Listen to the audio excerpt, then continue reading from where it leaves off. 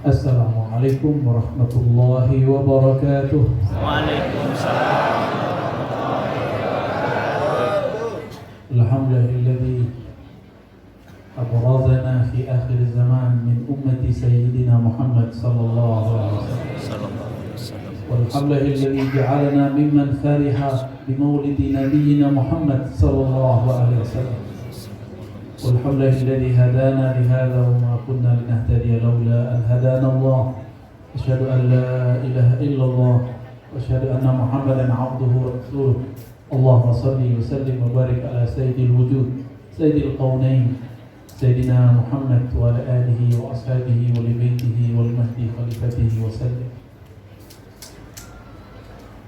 Pak Kiai Luqman yang dimuliakan Allah, semoga tetap istiqomah dalam dakwahnya. Pak Haji Novi, keluarga dan pengurus Syifaul Qulub. Syifa berarti obat, qulub berarti lebih dari satu hati. Berarti hadirnya majelis antum ini semoga mengobati banyak hati-hati yang ada. Amin ya Allah, amin. Tema kita malam ini mengenai ikhtiar memakmurkan masjid, tempat beribadah kepada Allah dengan zikir, salawat, dan ta'lim. Maka ayat yang paling pas mengenai hal ini adalah surah At-Taubah. Innama, ayat berapa itu? 17. Innama ya'muru masajidallah. Sesungguhnya hanyalah, di situ ada lil hasr. Orang Arab kalau ngomong inna ditambah ma, maka artinya menjadi terbatas, hanya. Kalau cuma inna berarti sungguh, umum. Sekarang disebut innama, sungguh hanya. Ya'muru masajidallah, yang memakmurkan masjid-masjid Allah. Man amana billah, orang-orang yang qalbunya ada iman, percaya kepada Allah Subhanahu wa ta'ala. Saya yakin yang hadir malam ini semuanya percaya kepada Allah Subhanahu. Berarti masuk syarat pertama, karakter pertama, karakter iman. Iman itu bukan baju, bukan kopiah. Iman itu tasdik bil qalb, ada rasa percaya di qalb. Berarti man amanah urusan qalbu.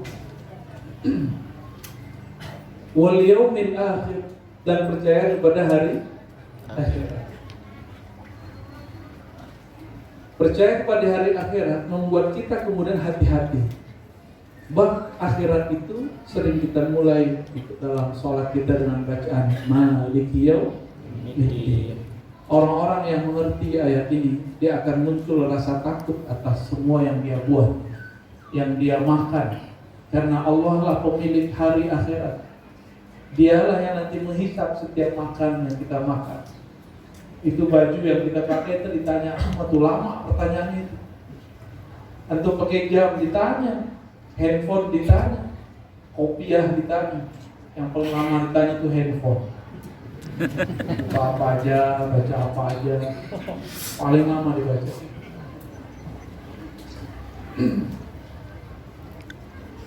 Terus kalimat berikutnya apa? Dari amal qalbu turun ke amal zahir. Wa aqamas shalah, dan aqama. Ini terjemahan biasa kan, mendirikan. Orang kita ini kalau mendirikan terbayang sama dia bangunan, ya. Aqama itu berarti berusaha menyempurnakan sholat. Berarti dia belum merasa benar-benar sholat, baru berusaha. Kalau orang-orang yang merasa sudah sholat itu munafik. Jadi Pak, ibu-ibu yang baca sholat mana orang? Oh di luar. Itu cowok apa cewek? Ibu-ibu kalah bapak-bapak ini. Masa ibu bisa sholat, bapak nggak bisa ya? Wa aqamas shalah. Ini belum, jarang orang memperbaiki terjemahan ini. Bukan memperbaiki, merevisi. Di zaman dulu aqama mendirikan orang paham. Tapi zaman sekarang mendirikan mirip dengan mendirikan masjid. Beda. Aqama yani al-kasbu, al-ikhtiyar, al-mujahadah, usaha fi itmamis salawat, untuk menyempurnakan sholat. Makanya orang-orang ini tidak pernah merasa sholatnya sudah sempurna, dan tidak pernah merasa dirinya sudah benar-benar sholat. Karena yang merasa sudah sholat itu wailun fawailun lil musallin. Maka celakalah bagi orang yang merasa dirinya sholat. Hati-hati nih, sedikit saja, bisa. Kita kalau sudah merasa sholat, terus ada orang cerita, si fulan wali Allah. Yang pertama kita perhatiin sholat dia. Kalau kita nggak melihat secara kasat mata dia sholat, kita bilang masa wali gitu. Padahal belum tentu dia tidak sholat seperti yang kita lihat. Jadi tolong para kiai, para masyayikh, para tuanku, ya, tuan guru, buya-buya, nerjemahkan aqama itu yang benar. Aqama, berusaha menyempurnakan sholat. Berarti dia sadar sholatnya tidak sempurna. Yang tadi sholat isya, sholatnya sempurna, khusyuk. Khusyuk apa khusyuk? Jujur ya, jujur. Khusyuk apa khusyuk? Mulai dari awal takbir sampai assalamualaikum, berapa persen dengan Allah? Nabi dalam hadis Tabarani mengatakan di akhir zaman itu sebagian orang cuma dapat bagian sholatnya 10%. Usyur 10. Ada yang dapatnya 1/8, ada yang dapatnya 1/20, ada yang 1/30, ada yang setengah. Nggak dapat semua. Itulah makna ayat tadi. Tapi orang munafik merasa sholatnya diterima, merasa dirinya sholat. Maka nanti kalau pulang subuh-subuh tuh, itu ujian akal masalah. Subuh-subuh kita keluar ke masjid. Pas balik dari masjid kita lihat, kok tetanggaku belum bangun ya? Munafik ya. Terbersit rasa sok suci, lalu mengatakan tetanggaku munafik. Karena ada hadis 2 sholat yang berat bagi orang-orang munafik, al-isya wa subuh, isya dan subuh. Tetanggaku munafik. Berarti dia sudah merasa sholat. Ini gawat ya. Hati Pak ya. Di tahun-tahun sebelumnya cuma karena beda coblosan itu bisa nggak nyolatin sholat orang kalau mati. Ini gawat itu. Itu berbahaya sekali. Di mana ulama-ulama Ahlus Sunnah saat itu? Bingung saya bingung lihat. Tapi mereka pada takut dibentak jamaah, takut diturunin dari mimbar oleh jamaah. Ya saya mau tanya antum, ada nggak di kitab fikih nyoblos?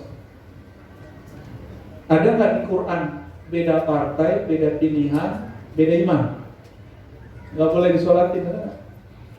Menyedihkan sekali. Kemana ulama-ulama Ahlus Sunnah kita? Semuanya termakan hoax. Yang dulu hoax itu pernah diperlakukan kepada para sahabat Rasulullah, sehingga Sayyidatuna Aisyah perang dengan Sayyidina Ali, Sayyidina Ali perang dengan Sayyidina Muawiyah. Sahabat perang karena hoax.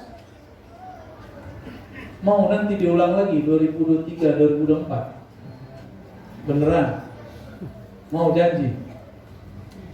Nih coba ingat-ingat kata ini, saya ulang-ulang dimanapun sekarang.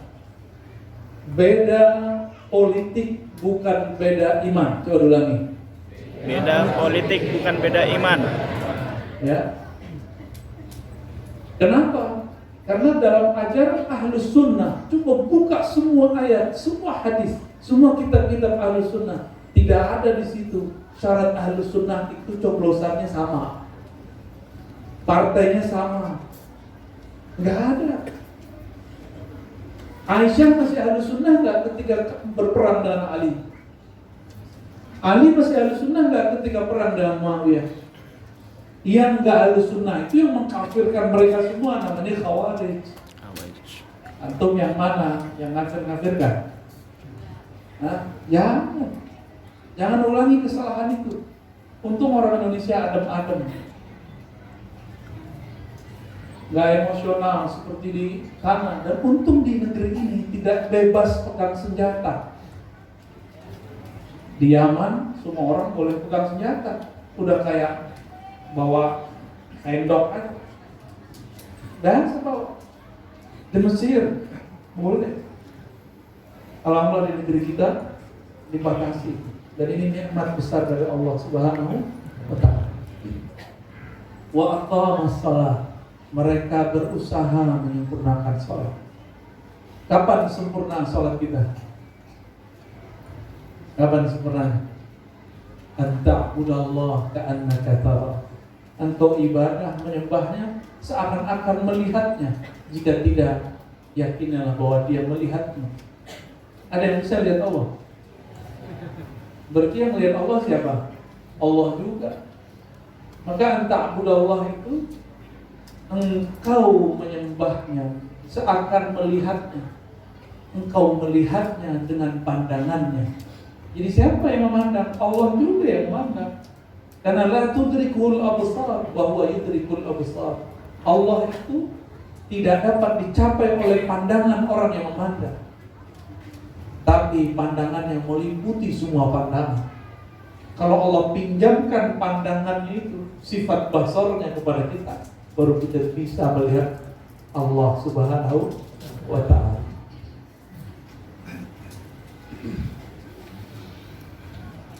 Kemudian wa aqamas shalah, ayat berikutnya apa?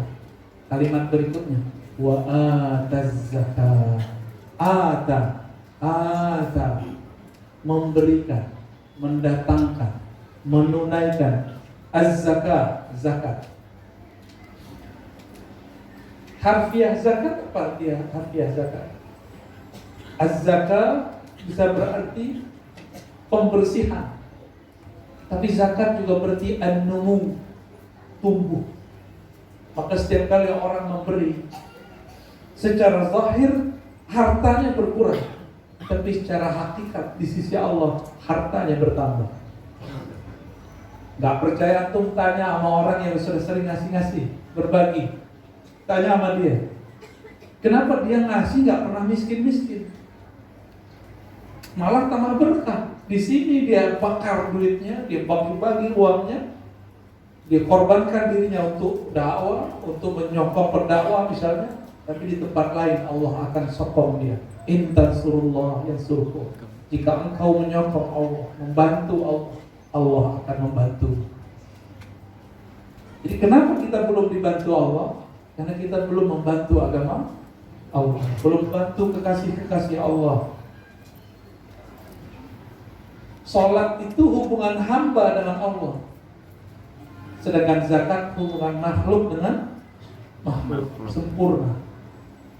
Tapi tidak cukup, masih ada lafaz berikutnya, walam yakhsha illallah. Inilah yang disebut ma'rifatu. Secara harfiah lam yakhsha, tidak takut kecuali kepada Allah. Tapi secara maknawi dapat diartikan mereka bermakrifat kepada Allah Subhanahu wa ta'ala. Itu arti walam yakhsha illallah. Dapatkah kita sungkan hormat kepada seseorang kalau kita tidak kenal dia? Bisa gak? Bisa gak? Atau enggak hormat seseorang, bisa menghormati dia? Enggak kenal dia, terus bisa gak respect kepada dia? Enggak bisa. Kita hanya bisa respect, hormat kepada orang yang kita kenal, apalagi kepada Allah. Maka kenal Allah dulu baru sholat. sebenarnya. Kenali dulu Allah baru sholat. Makanya kenal Allah ini ditaruh di depan. Man amana billah. Siapa yang percaya kepada Allah, percaya dimulai dengan iman, ditutup dengan takut. Maka ma'rifat itu diawali dengan percaya, diakhiri dengan takut. Takut kepada Allah Subhanahu wa ta'ala. Inilah yang disebut oleh Allah Subhanahu wa ta'ala orang-orang yang sanggup memakmurkan masjid. Makmur itu ternyata bukan bahasa Indonesia, itu bahasa Arab. Amara, ya'muru, amran, bahwa amirun wa dzaka ma'murun, dimakmurkan, diramaikan, dipanjangkan, diluaskan. Maka masjid yang luas itu bukan masjid yang luas secara fisik, tapi masjid yang dimakmurkan oleh orangnya. Ayat itu sebenarnya ada hakikat di dalamnya. Siapa saja yang Allah takdirkan memakmurkan masjid, sudah tertulis namanya pada masa azaliyah. Jadi Bapak Ibu ini sudah ditulis namanya. Jam sekian, tanggal sekian, dia duduk di masjid-masjid itu. Sudah ditulis Pak semuanya. Semoga nama ini tidak dihapus dari sisi. Amin ya rabbal alamin ya Allah. Nama kita sudah ditulis. Cuma dulu itu kan masa azaliyah, yang ditulis ruhnya, bukan tubuh fisiknya.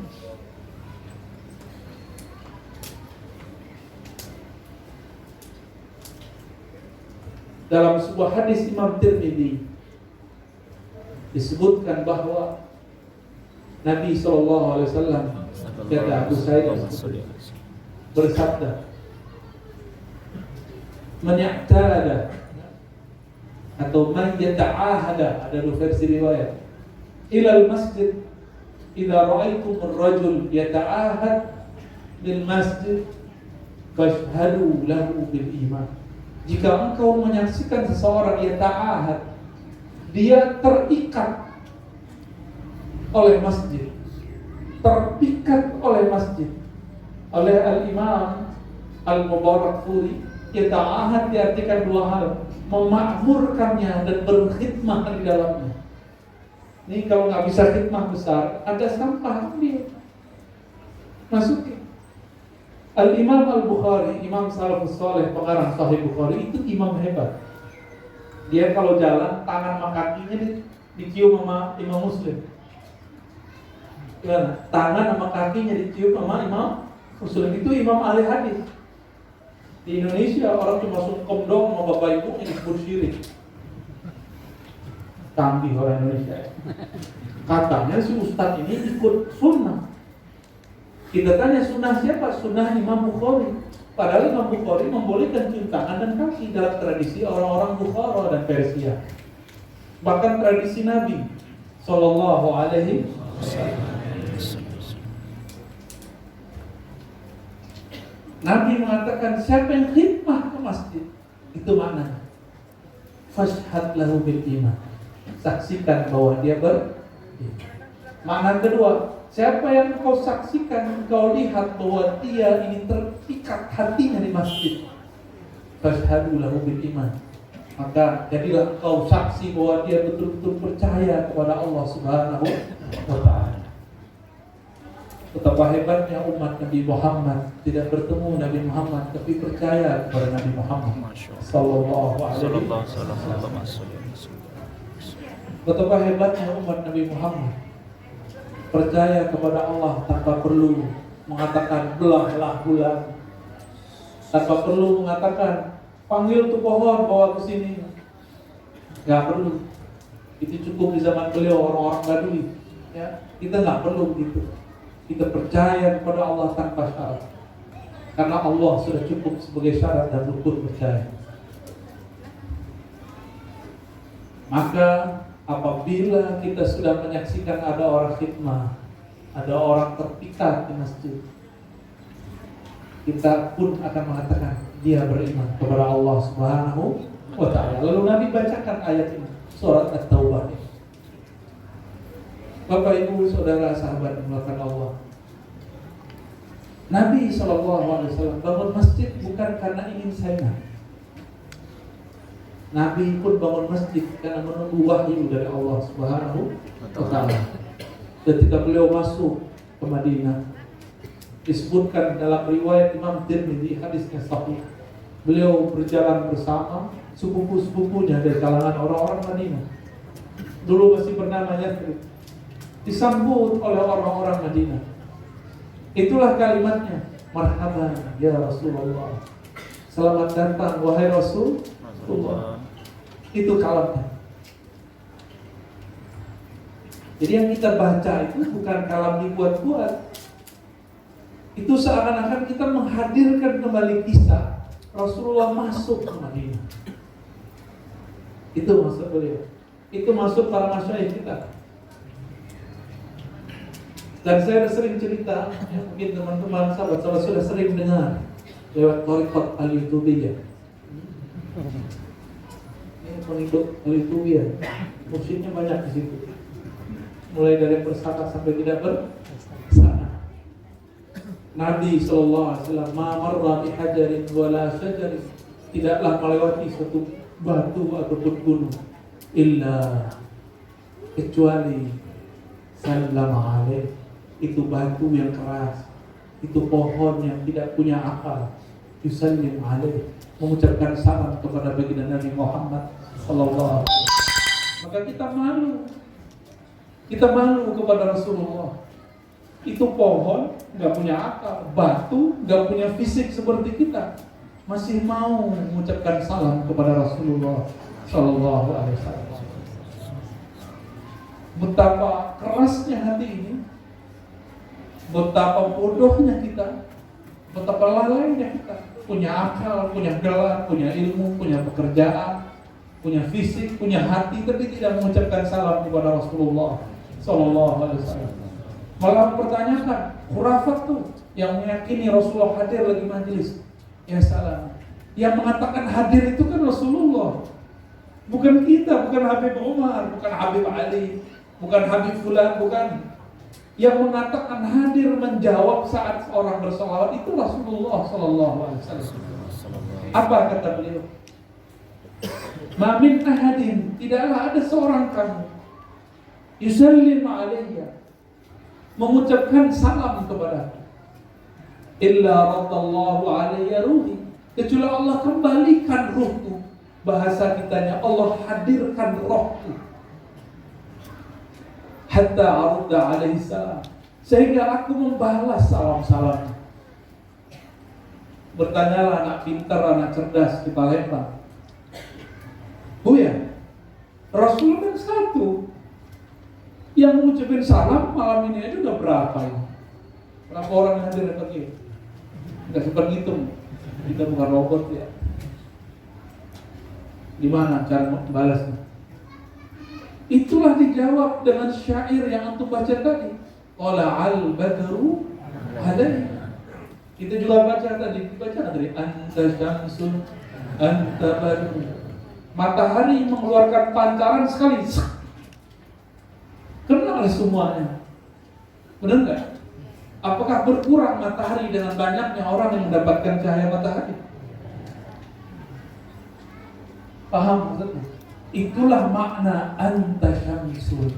Wahai Rasulullah, engkaulah sang pelita matahari, sang surya, yang cahayamu sekali menyembur, sekali keluar, dapat memenuhi semua hajat orang yang berhajat. Jadi nggak usah suzon, berprasangka Nabi nggak bisa jawab.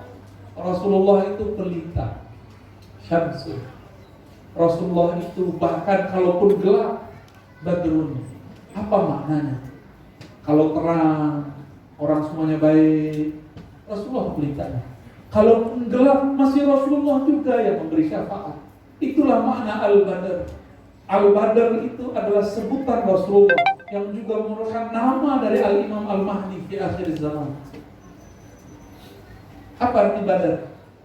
Dalam gelapnya alam semesta masih ada pantulan cahaya matahari. Jadi cahaya bulan itu cahaya matahari juga, benar nggak? Ini cara memahami imam akhir zaman. Cahaya rembulan itu cahaya matahari juga. Kapan dia bercahaya? Jika alam semesta gelap. Itulah yang disebut jahiliyah. Dan jahiliyahnya akan terjadi 2 kali. Jahiliyah pra biasa sebelum Nabi diutus, dan ada jahiliyah akhir zaman. Jahiliyah akhir zaman itu udah berkopiah, udah pakai baju koko, udah pakai sarung, tapi nggak mengerti. Udah pakai celana, pakai bingkang, ya. Udah berjenggot, udah semua. Tapi dia nggak ngerti juga bagaimana cara berkoneksi kepada Rasulullah Sallallahu Alaihi Wasallam. Itu kalau Nabi ngomong, tidaklah kamu mengucapkan salam kepadaku, melainkan Allah kembalikan, Allah hadirkan, arudda al ruhi, raddallahu alaihi ruhi, Allah kembalikan rohku, lalu aku membalas salam. Masih kurang yakin sama hadis ini hadis Imam Abu Dawud, seperguruan dengan Imam Bukhari, menulis kitab judulnya Sunan Abi Dawud. Hadisnya sahih. Kalau Nabi ngomong, antum percaya gak? Kalau antum gak percaya Habib Umar, boleh, gak apa-apa. Habib, manusia. Sekarang ngomong Rasul, percaya gak? Nah, bahwa beliau hadir kalau orang mengucapkan salam. Tapi di kolbu yang tidak gelap, di kolbu yang mau menerima Syamsun dan Badrun, kolbu yang tidak menutup kolbunya dari cahaya pelita ataupun pantulan pelita al-badar. Maka kalau orang-orang yang kolbunya benar-benar terang, itu disebut nama Rasulullah saat lagi mahal kiam. Sebenarnya dia nggak tahan untuk menahan kerinduan kepada Rasulullah Sallallahu Alaihi Wasallam. Bapak Ibu yang dimuliakan Allah. Jadi apa ikhtiar kita untuk memakmurkan masjid? Amalannya kan ini. Ajarkan ilmu iman di sini. Maka harus ada ajaran tauhid, ahlus sunnah wal jamaah. Ada kalimat yaumul akhir. Berarti di situ ada ilmu tentang akhir zaman. Harus ada ilmu akhir zaman yang benar, bukan cocok logi. Masih ingat beberapa tahun yang lalu, awal-awal pandemi, kita ditakutkan semua, bukan kita, antum aja ya, yang takut. Antum ditakutkan semua oleh berita, oleh seorang, bahkan beberapa orang dari yang mengatakan terjadi dukhon pada bulan Ramadan pertengahan tahun itu. Benar ketakutannya sampai ke sini. Betul-betul antum suka hoax ya. Hoax jadi telat. Dan itu udah minta maaf loh. Revisi semalam sebelumnya terus bilang, enggak hadis dhaif, tapi dia mengatakan siap-siap beli pangan. Akhirnya terjadilah panic buying. Istilahnya benar nggak begitu? Buying panic kok. Orang panik beli. Habislah beras di beberapa tempat. Dikira mau kiamat, dia salah. Gak ada minta ampun kepada Allah. Tidak ada minta maaf kepada Rasulullah. Tidak ada minta maaf kepada umat Rasulullah SAW. Ini kan yang nyebarin kekacauan di tengah umat namanya. Kalau di surat An-Nur berbahaya itu orang-orang yang menyebarkan antasyi'al fitnah, ya, yang menyebarkan fitnah di antara orang-orang beriman. Gak ada kata maaf. Pernah dengar gak? Ada dengar? Enggak. Jangan-jangan gak kena hoax baru lagi antum. Ada hoax baru lagi. Di akhir zaman Nabi suruh kalau terjadi huru-hara di mana-mana, maka pergilah ke dalam hutan. Maka dia sekarang buat perumahan akhir zaman di tengah bukit, di tengah hutan. Nabi nyuruh sendiri-sendiri masuk hutan. Ini buat perumahan akhir, namanya rame-rame ya, PA.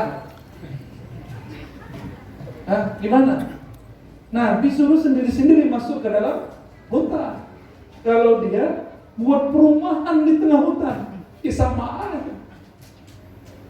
Ada juga yang buat bunker di bawah rumah, ya salah. Ada juga yang beli emas. Kalau orang Jawa kan apa perlu dibeli? Ya beliau ini udah jadi emas. Kalau di Batam abang ya, abang bakso.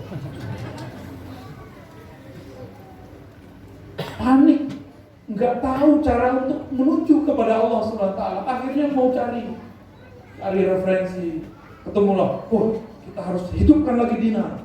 Ya salah. Nanti kalau Imam Mahdi keluar dan daulah berdiri, antum bangun tidur itu dinar di mana-mana sampai nggak ada lagi orang yang berhak menerimanya. Bukan berarti kita nabung taruh di mana sekarang dinar, enggak.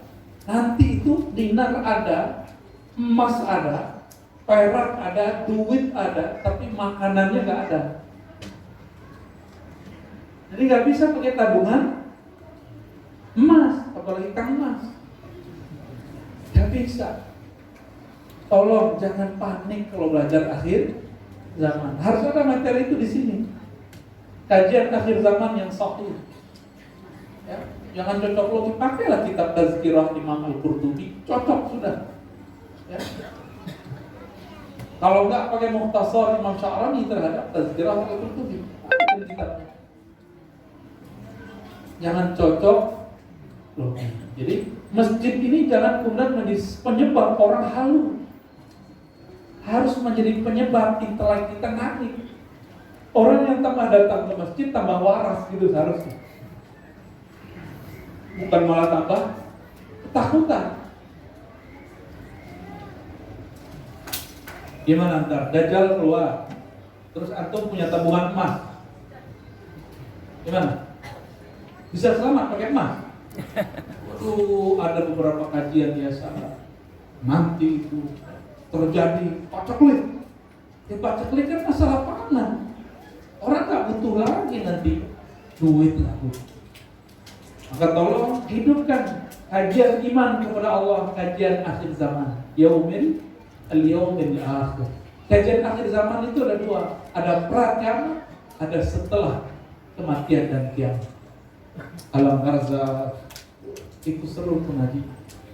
Padang mahsyar, tapi asik lagi.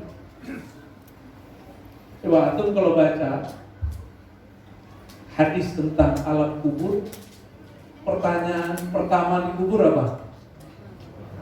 Kamu salafi nggak? Kamu jemaah tabligh nggak? Kamu syafi'i nggak? NU nggak?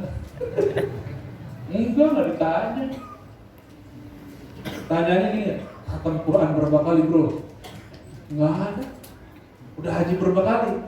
Haji 2 kali, Haji Muhyiddin. Nggak ada. Nggak ada tanya. Pertanyaannya apa? Man rabbuka? Siapa Rabbmu? Siapa? Ya, orang zat yang kau sembah. Rabb, pemilikmu. Zat yang mengendalikanmu. Yang kamu sembah, yang kamu rindui, yang kamu harap, yang kamu gantungkan harapan kepadanya. Siapa? Bos, pasangan, orang tua, jamaah. Siapa? Itu gak, yang jawab bukan lidah ini. Yang jawab kalbu. Kalbu itu gak bisa mengap-mengap, ya digampar sama. Antum punya udah melihat itu filmnya orang barat tuh, Thor. Itu di Thor tuh punya pentungan, bukan pentungan, tau kan namanya? Hammer. Itu lebih cakep, lebih gede daripada itu. Punyanya Munkar Nakir.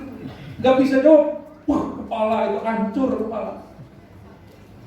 Hancur kepala. Ada yang berani. Maka sekarang jangan sibuk hanya ilmu-ilmu kulit. Harus mulai masuk kepada ilmu ma'rifatullah, mengenal Allah Subhanahu. Antum hafalan berapa kan gak ditanya. Maka yang hafiz sama yang gak hafiz, kalau gak kenal Allah sama melaratnya Allah. Lo kan Quran yang disyafaat. Quran itu untuk dihafalkan atau untuk dipahami? Cara memahami itu pertama menghafal, membaca, ya. Tapi jangan berhenti di situ. Kalau menghafal, lebih kencang handphone kita. YouTube aneh tuh, 30 juz gak berhenti-berhenti. Mungkin YouTube masuk surga duluan. Bukan itu. Quran itu bukan untuk sekedar hafalan, tapi untuk peringatan. Jangan senang dulu anak kita sudah hafal sekian. Lihat dulu akhlaknya. Lihat dulu akhlaknya. Ya. Banyak sekarang ya, ada yang nantang-nantang anak-anak ribat, ya, santri ribat. Kemudian nantang saya. Kata dia, gua hafal 20 juz, berani coba. Ya salah, dia sombong pakai hafalannya.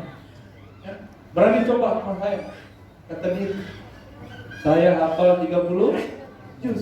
Ya salah. Apakah begitu Rasulullah mengajarkan orang hafal Quran? Baru baca 30 juz, udah berani nantang-nantang debat.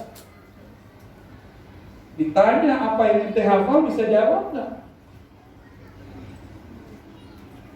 Jadi kalau mau menghidupkan Quran, jangan hanya menghidupkan tahfiznya, tapi harus masuk kepada tafaqquh fiddin, wajib hukumnya, memahami agama. Adakah perintah di dalam Al-Quran menghafalkan tanpa memahami? Ya, yang ada tafaqquh. Tafaqquh itu menghafal masuk di dalamnya, belajar masuk di dalamnya. Ditolong para masyaikh, para kiai hidupkan tahfiz plus tafaqquh. Jadikan itu jargon. Karena pembeda tentara Dajjal dengan tentara Al-Mahdi di akhir zaman cuma tafaqquh. Paham atau tidak, cuma itu aja bedanya. Sama-sama hafal. Dulu sudah berhasil bunuh Sayyidina Ali. Sama-sama hafiz Quran. Sayyidina Ali hafiz Quran, yang bunuh hafiz Quran. Gimana tuh? Ya? Jam 9. Wa aqamas shalah wa ataz zakat. Itu ada ilmu di situ, ilmu syariat dan hakikat. Mau sholat begitu-gitu aja, nggak mau kan? Supaya sholat enak kita berthariqah. Supaya sholat diterima oleh Allah kita berhakikat. Berthariqah itu cari metode supaya khusyuk. Dulu yang mengajarkan kita sholat itu cuma mengajarkan cara zahir, benar nggak? Waktu kecil diajarin cara zahir nggak? Kolbunya diajarin belum? Kalau tubuh ini wajib sholat, sebenarnya yang sholat tubuh ini atau di dalamnya? Di dalam. Ya. Yang disebut aku wajah tuh, aku hadapkan diriku kepada pencipta langit dan bumi. Itu tubuh ini atau energi ruh yang ada di dalam tubuh ini. Maka wajib belajar ilmu mengenai siapa diri ini sebenarnya. Maka di masjid ini wajib belajar tentang ma'rifatun nafs, ilmu mengenal diri, karena itulah satu-satunya pintu mengenal Allah Subhanahu wa ta'ala. Yang sudah pernah kuliah S1, S2, S3, udah kenal Allah belum? Belum tentu. Karena di kampus mengenal akal, diri yang akal, baru diri yang zahir. Diri kita itu ada jiwa, berkaitan dengan tubuh. Ada akal. Akal ini gelarnya doktor tuh. Ini doktor tuh bukan gelar musik ya. PR. Enggak laku dalam kubur. Jadi nanti dalam kubur mereka tidak akan nanya ya dukun ya enggak laku. Buya ini enggak masuk ke dalam kubur. Jangan-jangan nama ini enggak laku juga.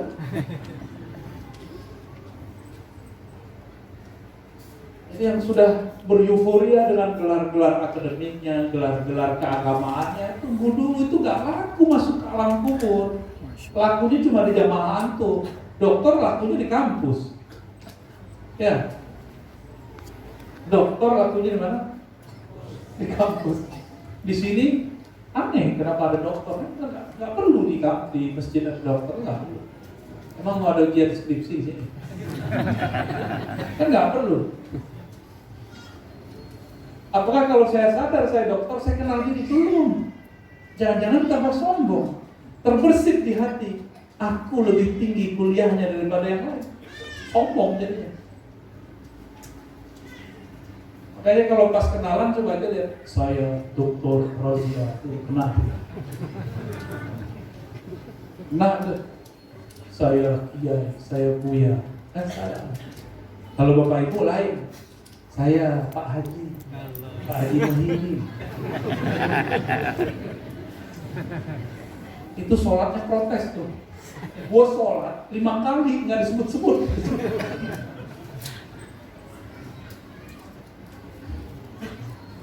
Sudah disebar. Ada pertanyaan? Ada pertanyaan di sini. Bahkan kalau ada pakai kertas aja ya. Ini orang Melayu itu semuanya negeri kata-kata. Kalau dari sini nggak selesai ngomong, malah numpang kuah, numpang publikasi. Itu dari mana-mana tuh. Saya udah jalan, Riau, Sumatera Barat. Kalau dikasih mic tuh masalah. Belum dipersilakan udah ngomong dulu. Tapi orang Batam ini karena sudah banyak ngejemput di sini mungkin sudah beda kali. Ya, ada pertanyaan? Tafadhol.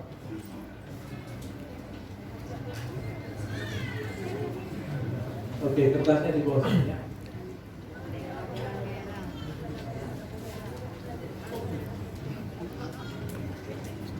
Assalamualaikum Buya, tanya si orang apa?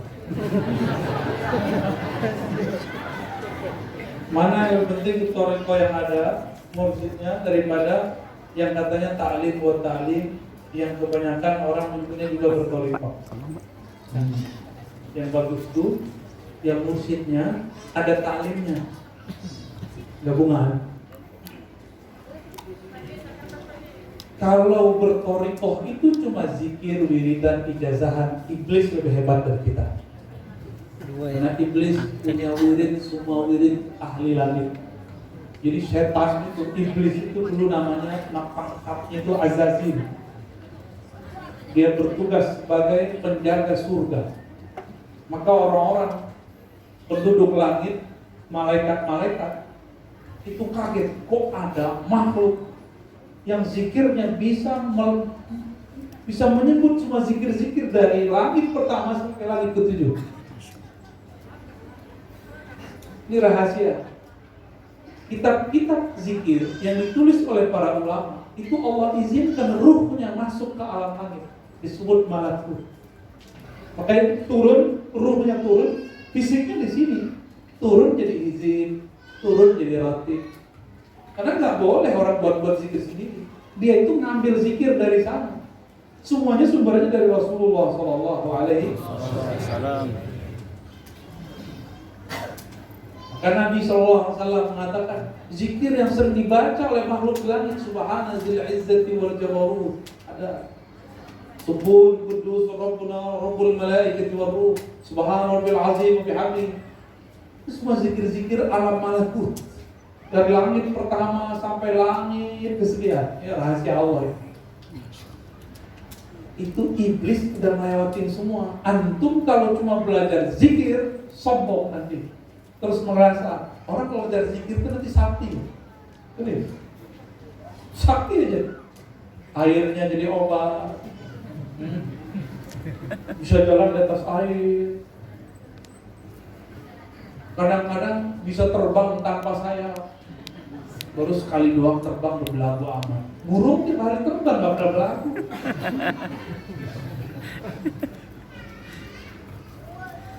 Jadi yang mana yang bagus? Ikut thariqah yang mursyidnya buat taklim. Itu yang benar. Digabung. Mursyid ini bertingkat-tingkat juga. Dokter ada bertingkat kok. Ada dokter umum, ada dokter yang sudah spesialis. Ada dokter yang mau praktek kan? Benar kan? Ada dokter-dokteran, ada juga. Ada yang ngangkat-ngangkat dirinya sendiri jadi dokter, ada juga. Ada yang cuma baca Tibun Nabawi terus udah jadi kayak dokter, mendiagnosa penyakit orang. Baik, gitu ya. Yang bertanya Cie.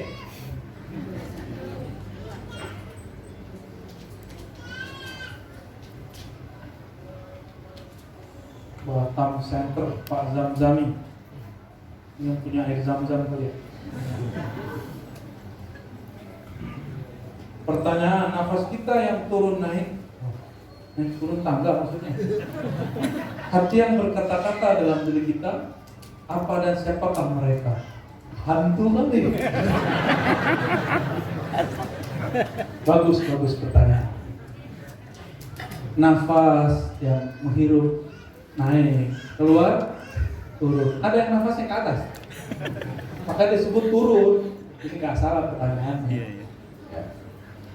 Yang nafas itu betul paru-paru secara zahir, lewat hidung secara zahir. Tapi siapa yang membuat dia bisa ngembang mempis? Jantung berdenyut, memompahkan darah. Siapa yang gerakin? Saya debat panas loh sama dokter. Ibu-ibu, Bu, dok, itu yang gerakin jantung kamu siapa? Gerak motorik. Ya gerak motorik itu apa? Ya namanya gerak motorik. Ya berarti kamu taklid juga. Taklid kepada penemu istilah gerak motorik. Gerak motorik itu dalam bahasa kita disebut ruh.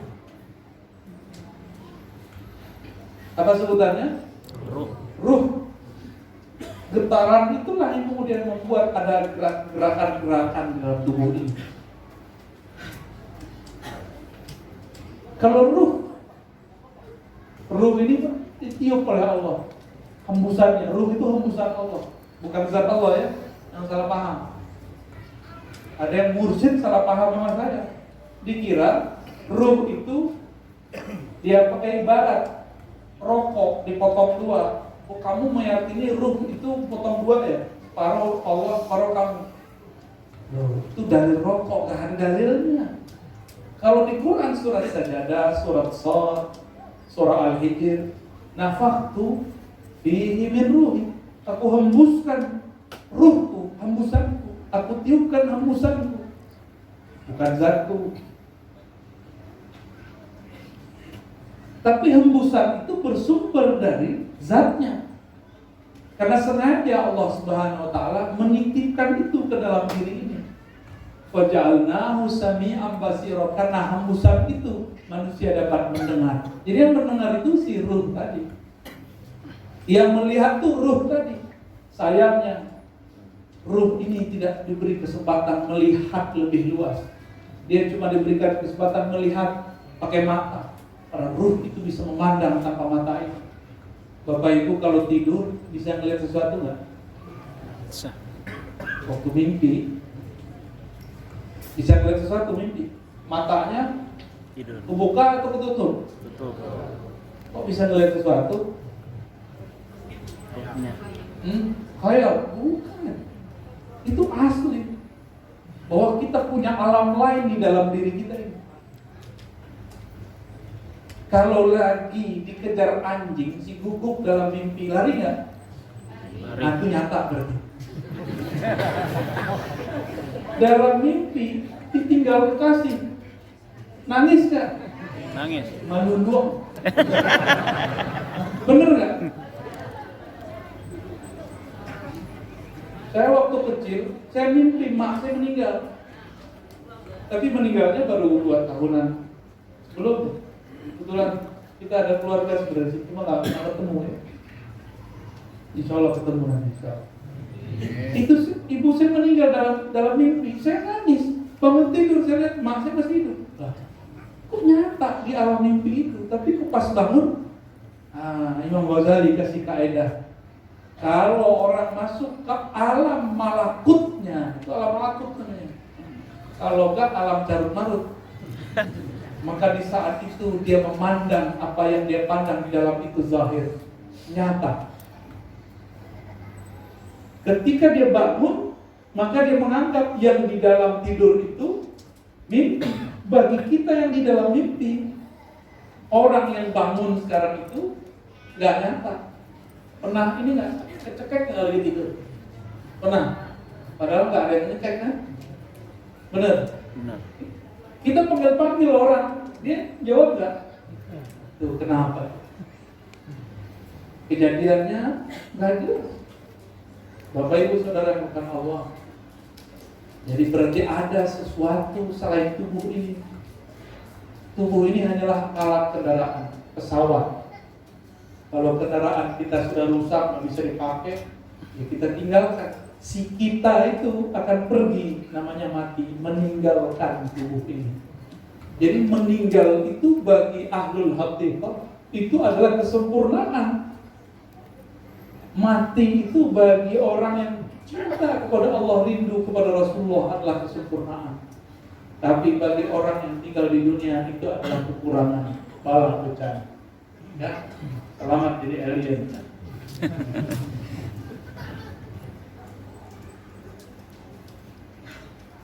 Anak pribadi belum mengetahui pengajian ma'rifat.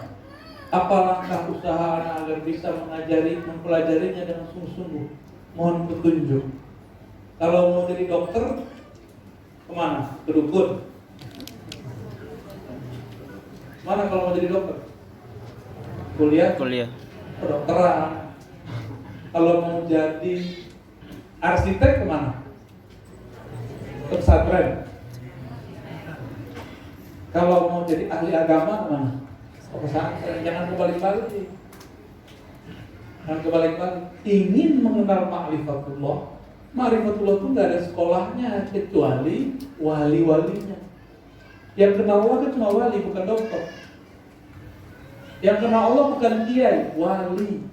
Wali itulah yang disebut al-ulama warasatul anbiya. Ulama itu kalau terjemahan bebasnya keluarga para nabi.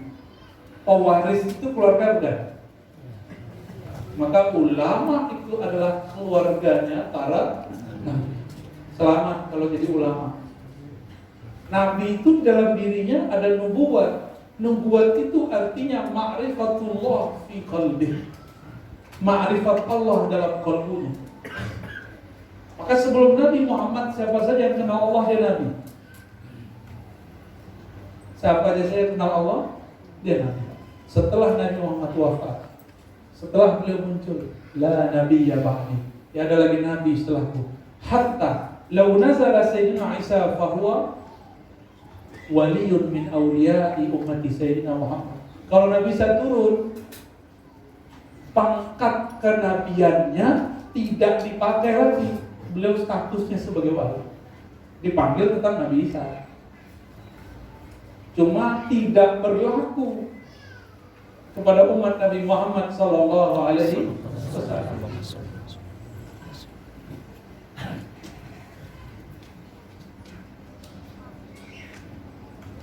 Amin doanya. Doanya semua dibaca ya. Apa hukum ketika tahiyat akhir saat salam kita menundukkan kepala ke depan terlebih dahulu baru terus ke depan lagi? Gimana caranya? Lalu ke kiri. Apakah sah salat kita? Gimana caranya ke kiri? Menundukkan terus maksudnya apa itu? Nggak ngerti ya. Toriko baru, mazhab baru, mazhab al-Batamiyah.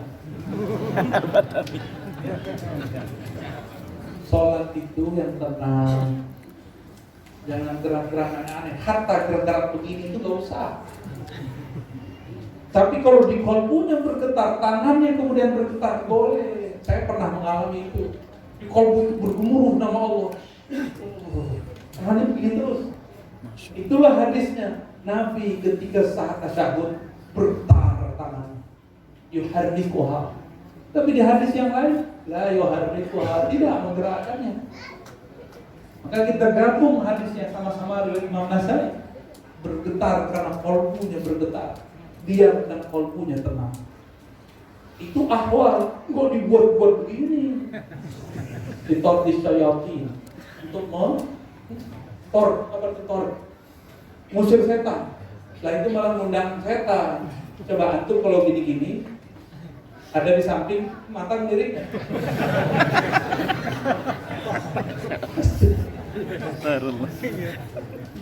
Anda sedang diuji ya.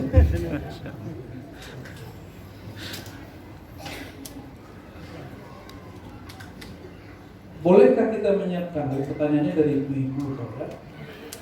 Apakah boleh menyiapkan makanan untuk suami yang sedang minum? Emang tangan ikut junub? Junub kan yang mana? Ya, dulu Abu Sa'id, Abu Hurairah datang kepada Rasul, ketemu Rasulullah di jalan. Terus Abu Hurairah nggak mau, dia merasa najis. Nabi tanya, Nabi kayak Abu Hurairah, kamu kenapa bapak kucing? Atau Abu Sa'id di riwayat lain. Apa jawaban mereka? Wahai Rasulullah, aku junub, malu nih. Kan ketahuan kan, wah belum mandi nih, belum mandi. Apa kata Rasulullah? Yang junub kan bukan tanganmu. Meskipun demikian, tetap dia nggak mau, dia merasa nggak pantas kepada Rasul. Tapi kalau untuk suami boleh Pak ya. Cuma kalau saya nggak mau makan minum lagi junub, nggak mau aja. Mandi dulu, susah amat sih mandi. Dingin, kan udah ada penghangat air. Mandi ya. Jangan tidur lagi junub kecuali wudhu. Bersih-bersih dulu badannya, baru wudhu tidur. Itu boleh. Namun lebih afdal mandi. Ya ibu-ibu ini biasanya paling malas tuh. Malas karena rambut dipanjang. Gara-gara antum juga nih. Nyuruh istri yang rambut panjang, tidak tanggung jawab. Jadi ibu-ibu boleh nggak mandi, tapi berwudu, bersih-bersih dulu wudu. Maka tidurnya dalam keadaan wudu. Ada iktikad baik mau. Kenapa? Seandainya mati dalam keadaan junub, malamnya sungguh malam. Afdolnya kalau dalam mazhab hakikat itu wajib mandi sebelum tidur. Pernah nggak ketiduran lagi junub? Hobi. Aduh, wajah-wajah ketiduran lagi junub semua. Mimpi buruk atau mimpi baik? Kebanyakan. Kenapa? Nggak pakai baju lagi kan? Iblis kok yang dekatnya. Malaikat itu walaupun gak ada nafsu tapi pemalu. Jadi malaikat itu nggak mau noleh, dia cuma dengerin pakai telinga aja. Serius Pak, serius ini. Ini obrolan malaikat. Mau malaikatnya nggak datang ke kamar kita. Kalau mau pakai selimut, malaikatnya jagain. Bukan nonton ini nggak betul. Nggak ada dia nonton bokep tuh nggak boleh. Bagaimana cara berzikir yang efektif yang bisa mengobati penyakit hati? Ini sama pertanyaannya. Bagaimana cara berobat sebanyak itu obat di toko obat? Siapa yang ngerti dosis obat? Dokter. Siapa yang ngerti obat kolbu? Mursyid. Atau penggantinya mursyid. Atau wakilnya mursyid. Itu ngerti. Yang dapat ijazah dari gurunya yang mengerti ilmu kolbu. Saya mau tanya, dokter bisa sakit nggak? Bisa. Sama mursyid juga bisa berpenyakit kolbunya. Tapi Allah memberikan dia perangkat untuk membersihkan kolbunya. Paham di situ? Terjawab? Jadi jangan coba-coba sendiri. Kalau mau praktek tuh mau praktek. Coba antum nih datang ke apotek, ini habis dapat wangsit. Macam-macam lah namanya. Oh, dosis 3 kali sehari, buat sendiri. 3 hari hancur ginjalnya. Orang yang coba-coba zikir dengan metode sendiri tanpa diwariskan dari ulama yang bersanad, siap-siap hancur kolbunya, hancur akalnya. Ini miring-miring dikit tuh aja ya. Gak ada orang belajar zikir dari guru mulia bersanad dan dia patuh. Gila tuh gak ada. Saya dari umur 12 tahun sudah bertorikoh. Saya nggak ketemu orang gila kecuali dia mengamalkan zikir di luar zikir gurunya. Gurunya udah bilang, nah jangan pakai ilmu itu, dipakai juga apa dia? Ilmu melet orang, melet ikan kan boleh, melet nggak salah. Ilmu zikir-zikir silat-silat kebatinan, silat-silat iblis, ada silat iblis. Ciri-cirinya menghina Allah dan Rasulnya, nulis Allah pakai kaki, Langkahnya itu nulis nama Muhammad, katanya silat wali. Mana ada silat wali begitu? Dan itu dinisbatkan ke ulama di Sumatera Barat, Syekh Abdurrahman Kumango namanya. Wallahi demi Allah, beliau tidak pernah mengajarkan melangkah lalu kaki menorehkan nama Muhammad. Itu penghinaan terbesar atas nama Muhammad SAW. Bukan begitu silat beliau. Diamalin sama kawan kita, ya nggak jelas. Akhirnya jadi pemarah, emosinya berlebihan. Kalau marah udah nggak kayak orang. Nggak kayak orang, marah udah berubah dia. Orang kalau buka mata batin kelihatan kayak buku, kelihatan kayak ular. Ya apa aja ngambil dia, ngambil karakter dia. Nauzubillah, hati-hati, hati-hati. Maka bermursyid itu yang butuh, jangan setengah-setengah. Kita kalau ke dokter nggak serius nggak sembuh. Adab-adab berzikir. Ini kalau belum ketemu mursyid, ini adab zikir pertama syahadat. Ya. Yang kedua taubat. Yang ketiga syukur. Syukur itu dengan cara bertawassul. Kirim Fatihah kepada Nabi. Tanda terima kasih kepada Nabi. Kirim Fatihah kepada ulama-ulama yang mengajarkan kita. Tanda berterima kasih kepada ulama. Malam yashkurin nas lam yashkurillah, kata Rasulullah. Siapa yang tidak berterima kasih kepada manusia, maka tidak berterima kasih kepada Allah. Manusia yang paling berjasa mengenalkan kita kepada Allah siapa? Rasulullah SAW. Maka beliau paling berhak dapat salawat, paling berhak dapat Fatihah. Lalu baca salawat. Setelah itu zikirlah subhanallah, alhamdulillah, zikir yang pernah dipelajari. Zikir-zikir umum aja dulu. Kalau kita sakit, nggak berani ke dokter, belinya sakit kepala. Biasanya beli obat sakit kepala kan, yang dijual di umum kan, boleh nggak? Boleh. Nah, zikir subhanallah, alhamdulillah, itu zikir umum.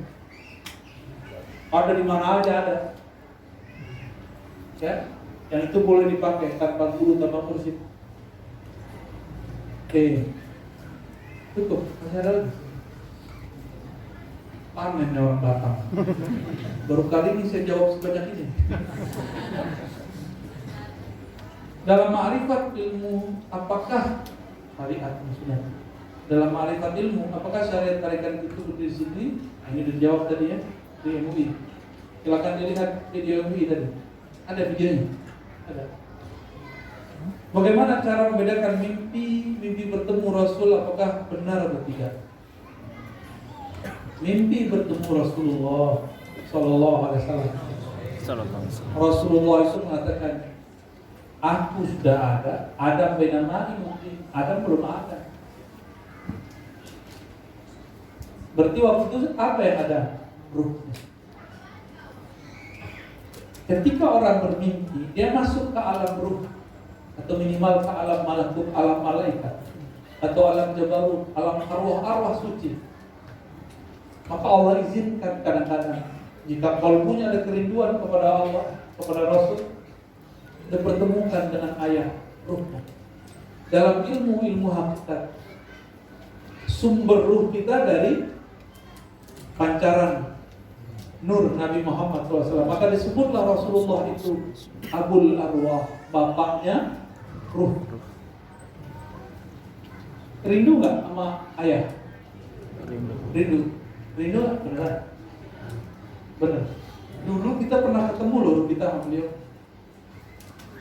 Tapi antum ketika diinstal ruhnya ke dalam tubuh, ditiupkan ke dalam tubuh, terjadi kegoncangan. Si otak tidak kenal siapa bapaknya, karena otak ini fisik. Maka wajib belajar mencari hakikat mau pulang kemana dia. Kita kalau pulang ke kampung enggak? Kampung ruh kita di mana? Kalau kampung Pak Kiai Lukman, Jawa mana pakai Jepara, Jawa Tengah. Kampung antum mana? Jawa juga, Jawa Timur. Jawa Timur. Ini kampung Sibolga. Kampung Kampar, Batu Sangkar. Ini mana kampung? Jakarta. Ada orang Ke Jakarta dia kesini. Ini kamu yang mana? Gak jelas deh. Rindu gak pulang kampung? Rindu. Kalau ada yang bayarin tiket pulang pergi gratis, mau? Mau? Dasar matre.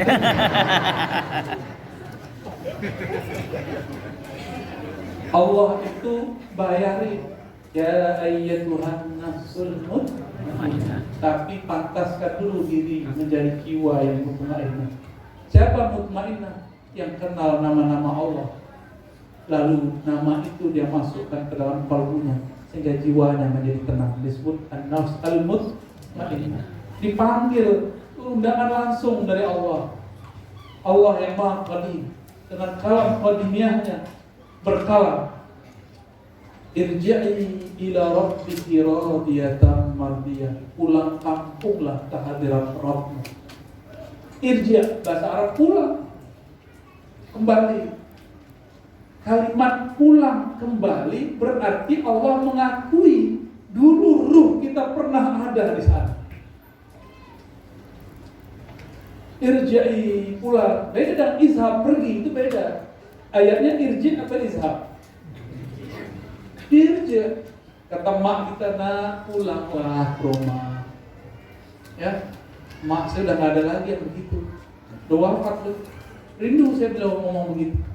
Pulanglah nak, walaupun sehari. Itu ibu yang ngomong. Nangis kita kalau ingat. Gimana kalau yang berbicara? Allah Subhanahu wa ta'ala. Wahai ruh-ruh yang aku tiupkan, pulanglah ke hadirat. Pulanglah ke ayah ruh. Kembalilah ke hadirat. Pulang kampung bahagia. Bahagia. Maka kebahagiaan ruh itu kalau dia berpulang kepada bapaknya, kalau dia kembali kepada ibunya, menemui sang penghembus awal. Qul huwallahu ahad. Itulah yang disebut inna lillahi wa inna ilaihi raji'un. Maka tidak semua orang mati itu inna lillahi. Tergadai dulu karena man rabbuka. Beruntunglah orang yang waktu di dunia kenal Allah. Dia cari peta pulang kampung. Bahkan dia memantaskan dirinya dengan izin Allah, mendapatkan undangan dari Allah menjadi an-nafs al-mutmainnah. Ini baru COVID udah rusak-rusuk. Baru PHK udah mau bunuh-bunuh orang. Baru cerai nggak mau bunuh diri. Baru patah hati, belum jelas juga mau jadi laki atau bini, udah mau bunuh diri. Biasa. Gaji nggak naik-naik, stres. Gimana menjadi mutmainnah? Ke depan kita nggak tahu apa yang terjadi. Coba ikrarkan di kalbu dari sekarang. Rabbku, penciptaku, tempat aku berharap cuma Engkau ya Allah. Gak ada yang lain. Bukan duit. Maka kalau duit berkurang, gak berkurang harap kepada Allah.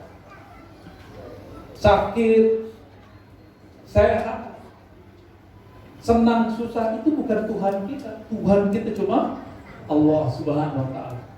Bapak Ibu yang belakang Allah, masih terus lagi, ada pertanyaan lagi. Aduh, emang gak dibaca ya, ini surat cinta ya. Benar, komunitas gerakan kita masjid. Kabupaten Karimun itu pulau ya. Pulau yang berapa? 3 jam? 2 jam? Lumayan juga kalau berenang mati duluan sih. Izin bertanya, bagaimana strategi menyatukan visi misi golongan muda dan golongan tua dalam memakmurkan masjid? Silaturahmi. Jangan debat. Anak muda tuh hargai yang tua. Yang tua tuh kasih kesempatan pada yang muda. Coba nih, Pak Kiai, walaupun masih pakai handphone, bisa nggak ngurus-ngurus begini? Nyambungin ke YouTube, ke Facebook, ribet? Biar mereka yang ngurus. Zaman kita nggak percaya sama anak muda. Anak muda itu, mereka kalau diberikan kepercayaan Itu suatu tantangan dalam dirinya. Kita kan pernah muda semua. Saya aja masih muda. Yang tua masih muda juga, perubahan belum ada.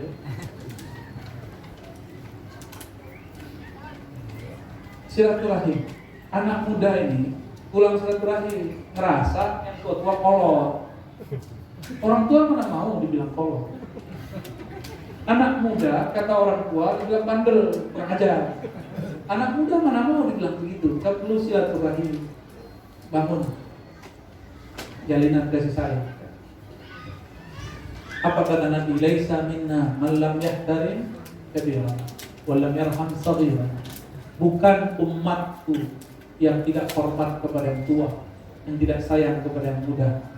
Sayang, hormat, itu silaturahim. Ya, semoga ada jalinan. Bukan rapat loh, Pak. Silatur bukan rapat. Kalau rapat debat mulu, nggak jadi masjidnya, rapat mulu. Terus terakhir, alhamdulillah. Ini pertanyaannya berbahaya. Ada Salafi, ada Wahabi, ada Muhammadiyah, ada NU, banyak lagi ya.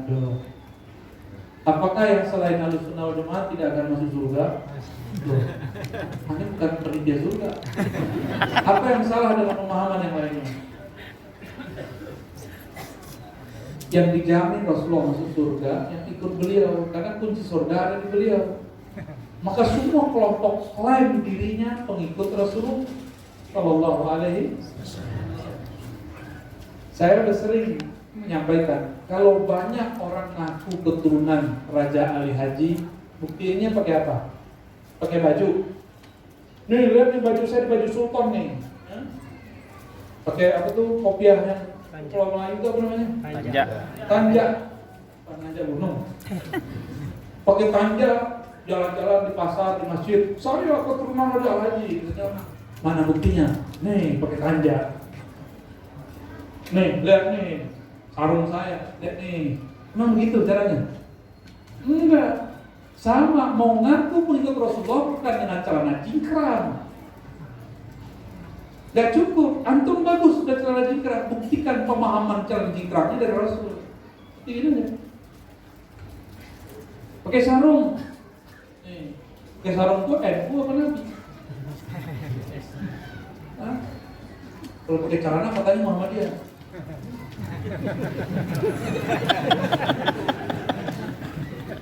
Lah, gak ada. Itu celana Mas Arum udah ada sebelum NU Muhammadiyah. Bener gak? Dulu Kiai Ahmad Dahlan pakai sarung.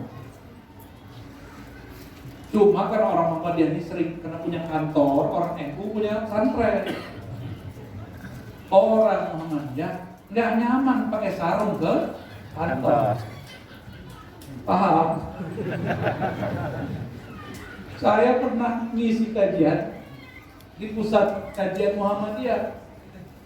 Celana saya kotor, kebetulan di tas ada sarung, saya ganti sarung, diketawain sama pengurusnya. Dia salah ente. Loh kenapa? Kok pakai sarung? Ini Muhammadiyah, dia begitu. Anda tanya, ini sarung udah ada sebelum Muhammadiyah ente. Kejadian juga tuh. Ya. Pernah juga sebaliknya, saya pakai celana di majelis Thariqat. Dikritik habis-habisan, ente suul adab. Masa ngimamin pakai celana? Kayaknya emang saya salah kostum 2 kali itu ya. Saya tanya sama dia, Syekh, ente mursyid ya? Kalau ente mursyid, ada nggak kewajiban sholat atau syarat sholat diterima pakai sarung? Enggak. Oh iya udah. Kan ilmu thariqat itu untuk mengetahui sholat diterima apa enggak. Saya mau nanya, adakah ajaran dauh para masyayikh dulu, taklim mereka yang mengatakan sholat kalau mau terima pakai sarung? Yang ada sholat kalau mau diterima tutup aurat, benar nggak? Benar. Sah namanya. Diterima nanti kalau urusannya. Selain Ahlussunnah, mampir dulu ke neraka. Nah masalahnya orang yang sudah ngaku NU, Muhammadiyah, Salafi, benarkah mereka ini Ahlussunnah?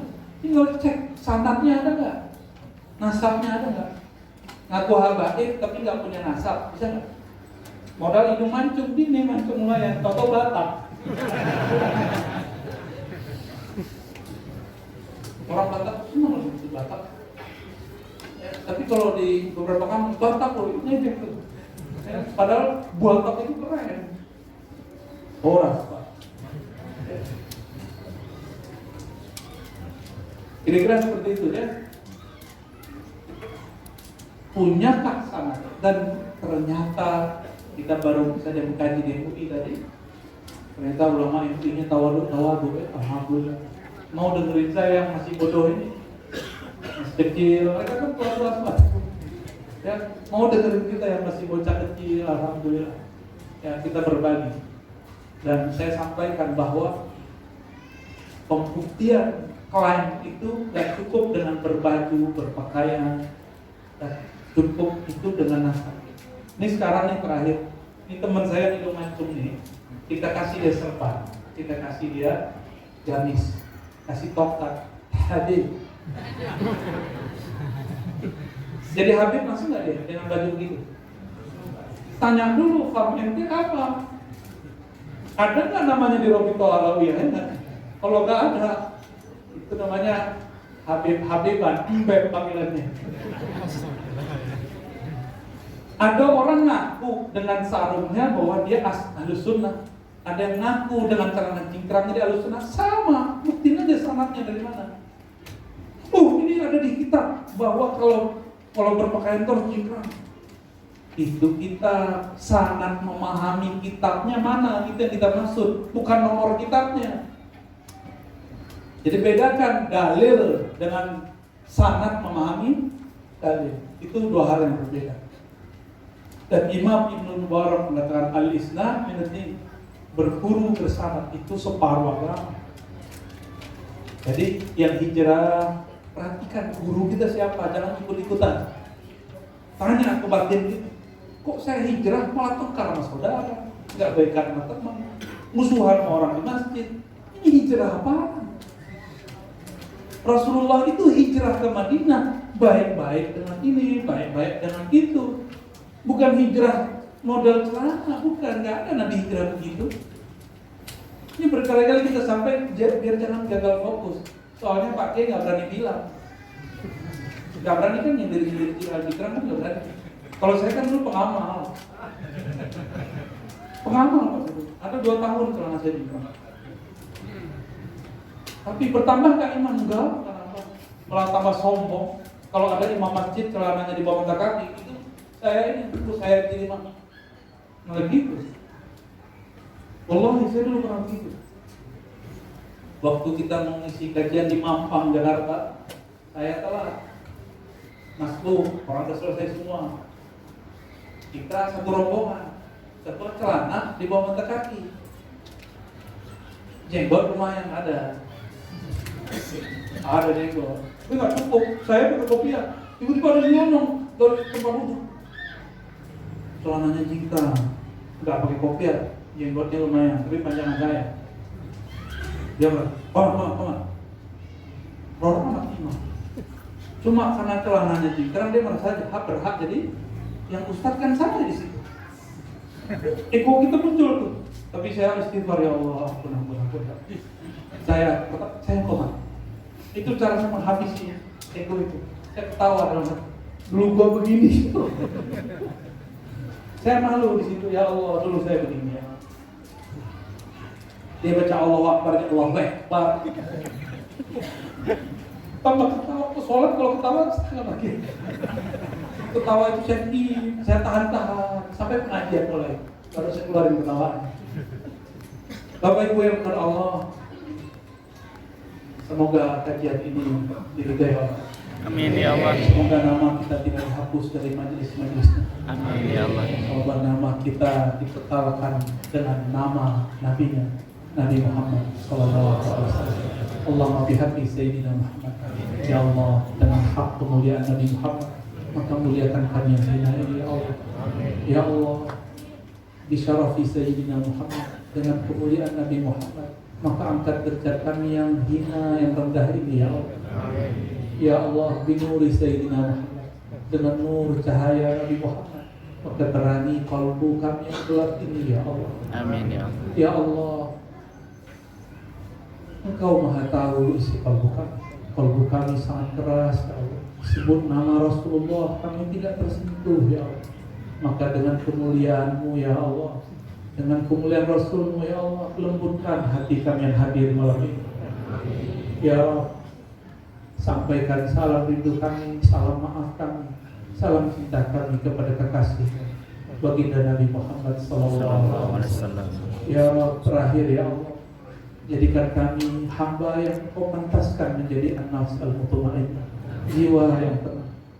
Pantaskan kami mendapatkan undangan pulang kepada Engkau ya Allah. Ya Allah, bimbing kami bertemu guru-guru yang mengenalkan kami kepada Engkau ya Allah. Ya Allah, bimbing kami, jaga kami sehingga kami berkumpul dengan orang-orang yang hanya mempermudah kami kenal Engkau ya Allah. Ya Allah, masa lalu kami gelap ya Allah, mata kami banyak dosa ya Allah, telinga kami banyak maksiat, tangan kaki kemaluan kami pun banyak kegelapan ya Allah. Engkau maha tahu ya Allah, tutuplah aib kami dengan keindahan nama-Mu ya Allah. Ampunkan semua dosa-dosa kami itu dengan ampunan-Mu yang luas ya Allah. Ya Allah, dengan keluasan rahmat-Mu, rahmati siapapun yang hadir, siapapun yang mendengarkan, siapapun yang membantu, siapapun yang berdonasi, siapapun yang berkhidmah, siapapun yang bertugas memakmurkan masjid ini ya Allah. Ya Allah, Engkau maha dekat, tapi karena hati kami keras, hati kami bermaksiat, hati kami bernoda, Engkau terasa jauh ya Allah. Amin. Di hati Sayyidina Muhammad, farzuqna qurba. Ya Allah, dengan hak Nabi Muhammad, berikan kami rasa kedekatan kepada Engkau, kesadaran bahwa Engkau maha dekat. Ya Qarib, ya Qarib, waj'alna minal muqarrabin. Rabbana atina fid dunya hasanah wa fil akhirati hasanah wa qina adzabannar. Waqtimna bil khairat, waqtimna bi husnil khatimah. Ya Allah biha, ya Allah biha, ya Allah biha, ya Allah bi husnil khatimah. Wassallallahu ala sayyidina Muhammad walhamdulillahi alamin. Demikian dari kami, mohon maaf dan al-fakir. Assalamualaikum warahmatullahi wabarakatuh. Mohon maaf dosa salaman ya, cukup dengan hati. Insya Allah cinta untuk sampai kepada